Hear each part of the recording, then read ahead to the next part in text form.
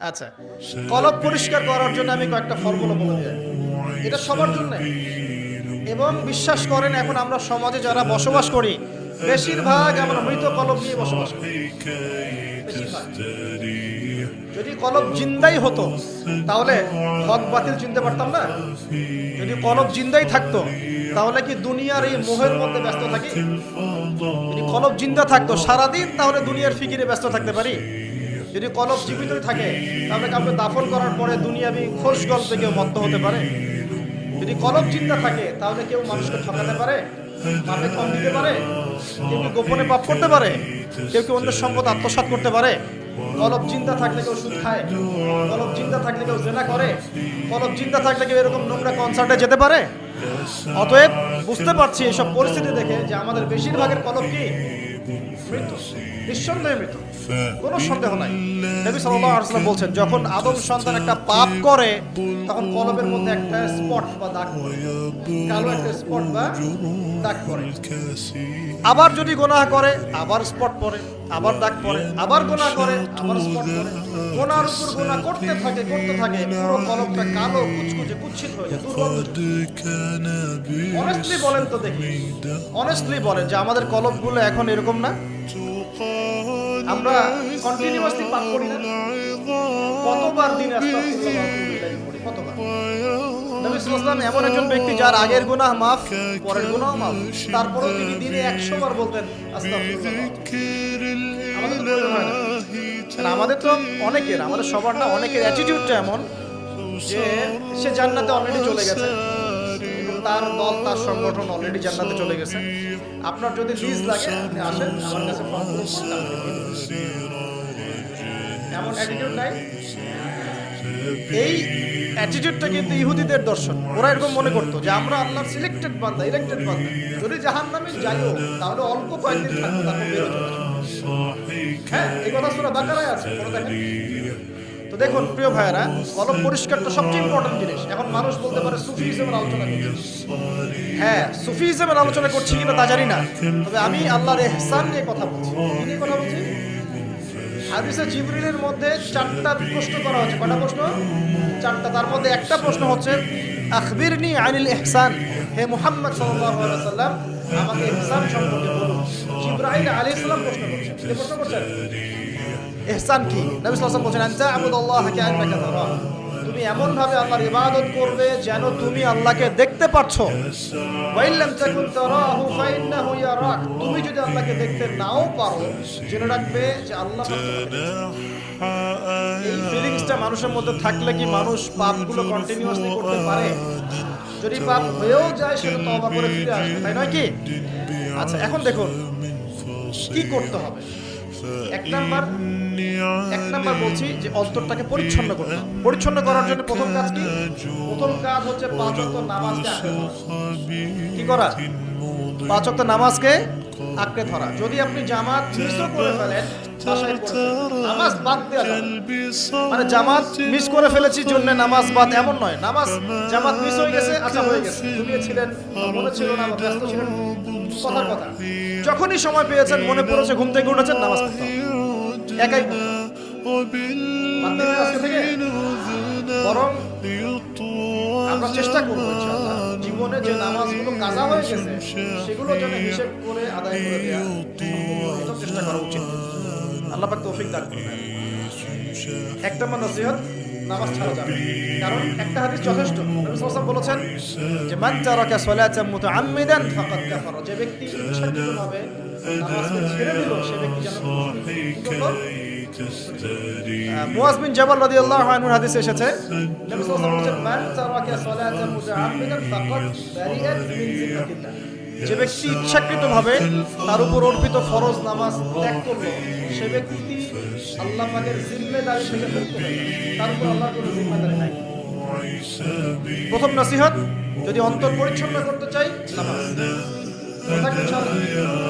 আল্লাহ আমাকে তৌফিক দান করুন, আপনাদের সবাইকে তৌফিক দান করুন। 2 নাম্বার, বেশি বেশি কোরআন তেলাওয়াত। বেশি বেশি কি? কোরআন তেলাওয়াত। কোরআন তেলাওয়াতের কোনো বিকল্প নেই, কিছু শিখেন। 1 নাম্বার সূরা ফাতিহা, 2 নাম্বার সূরা ফালাক নাস ইখলাস 3 বার করে সকাল সন্ধ্যা। সূরা ফালাক নাস ইখলাস, কুল হুয়াল্লাহু আহাদ, কুল আউযু বিরাব্বিল ফালাক এবং কুল আউযু বিরাব্বিন নাস, তিনবার।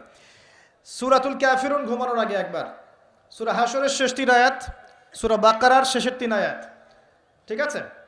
তারপরে সূরা মুমিনুনের কিছু আয়াত, আয়াতুল কুরসি, সূরা আলে ইমরানের শেষের 10 আয়াত, সম্ভব হলে সূরা মুলক, প্রত্যেক জুমায় সূরাতুল কাহফ, অথবা আপনি চাইলে এই যে মানুষ অনেকে ঝাড়ফুঁকের সমস্যা হয় না, বদনজর লাগা, ঝাড়ফুঁক, কুফরি কালাম, সেসব ক্ষেত্রে আপনি সূরা জিনের প্রথম 10 আয়াত, সূরা সফফাতের প্রথম 10 আয়াত, সূরা ইয়াসিন, সূরা কাহফের প্রথম 10 শেষ 10 এগুলোর উপর আমল করতে পারেন।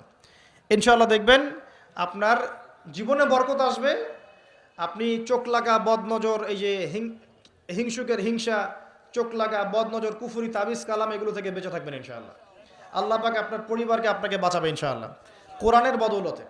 এবং এগুলো যদি মুখস্থ করে ফেলতে পারেন এবং নিয়মিত মাঝে মাঝে নামাজে পড়েন, এমনি তেলাওয়াত করেন, ইনশাআল্লাহ তাআলা কোরআন আপনার জীবনে প্রোটেকশন নিয়ে আসবে, আল্লাহর রহমত বরকত নিয়ে আসবে ইনশাআল্লাহ। এবং কোরআনের মধ্যে কি আছে? শেফা, আরোগ্য আছে। ওয়া নুনাজ্জিলু মিনাল কোরআন মা হুয়া শিফাউ ওয়া রাহমাতুল লিল মুমিনিন। আল্লাহ পাক বলছেন আমি কোরআন নাজিল করেছি, এর মধ্যেই মুমিনদের জন্য শিফা আছে, শিফা আরোগ্য আছে এবং আল্লাহর রহমত, দয়া আছে। আমরা আরোগ্য চাই না? আল্লাহর দয়া চাই না?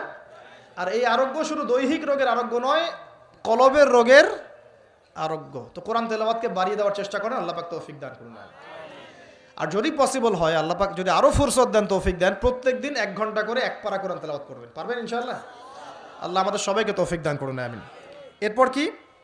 বেশি বেশি আল্লাহর জিকির। 1 নাম্বার কি বলেছি? সালাত। 2 নাম্বার কোরআন তেলাওয়াত। 3 নাম্বার হচ্ছে আল্লাহর জিকির। বেশি বেশি আল্লাহর জিকির। আল্লাহর জিকির মানে শুধু আল্লাহ আল্লাহ এটাকে বোঝাচ্ছি না আমি। আল্লাহর জিকির মানে আপনি সবসময় ফিল করবেন, আল্লাহকে স্মরণ করবেন যে আল্লাহ পাক আপনাকে দেখছেন, আপনি আল্লাহর ইবাদত করছেন, আল্লাহ আপনাকে দেখছেন। আপনি আল্লাহকে দেখতে না পারলেও আল্লাহ আপনাকে দেখছেন, আল্লাহ আপনার কথা শুনছেন, আল্লাহ হাজির নাজির, এটা আপনি ফিল করবেন। জিকির মানে কি? স্মরণ করা। জিকির মানে কি? স্মরণ করা। আপনি সুবহানাল্লাহ পড়ছেন, আল্লাহর জিকির করছেন, আলহামদুলিল্লাহ পড়ছেন, আল্লাহু আকবার পড়ছেন, লা ইলাহা ইল্লাল্লাহ পড়ছেন, হ্যাঁ, লা হাওলা ওয়ালা কুওয়াতা ইল্লা বিল্লাহ পড়ছেন, এগুলোতে আপনি আল্লাহর জিকির করছেন, আলহামদুলিল্লাহ। এখন ব্যবসা করতে গিয়েছেন, এই যে মাপের দাড়িপাল্লা উঠালেন, এই যে মাপে কম দিচ্ছেন, এখন কি আল্লাহ আপনাকে দেখছেন না? এই যে আপনি আল্লাহকে স্মরণ করছেন যে আল্লাহ আমাকে দেখছেন, মাপে কমটা দেওয়া যাবে না, যদিও কাস্টমার বুঝতে পারছে না। এই যে আপনি আল্লাহকে স্মরণ করলেন, এটাই আল্লাহর জিকির। এটা কি? আল্লাহর জিকির। আপনি ওই যে স্কুলে গিয়েছেন বা কলেজে গিয়েছেন, এখন মাশাআল্লাহ আপনার তো বান্ধবীর অভাব নাই, কয়েকজন বান্ধবী আপনাকে ফোর্স করছে, চল ওখানে গিয়ে কফি খাই, এই করি সেই করি, আজকে ঘুরে আসি রমনা পার্ক, নাকি? তো এখন আপনি আল্লাহকে স্মরণ করছেন যে আমি আল্লাহকে দেখতে না পারলেও আল্লাহ তো আমাকে দেখছেন, না আমি তোমাদের সাথে যেতে পারবো না, এটা আমার জন্য জায়েজ নাই। এই যে আপনি আল্লাহকে স্মরণ করলেন, এটার নাম কি? আল্লাহর জিকির। সমাজের দায়িত্ব পেয়েছেন, আলহামদুলিল্লাহ, দায়িত্ব পাওয়া খারাপ কিছু নয়, এটাকে সঠিকভাবে পালন করাটাই চ্যালেঞ্জ।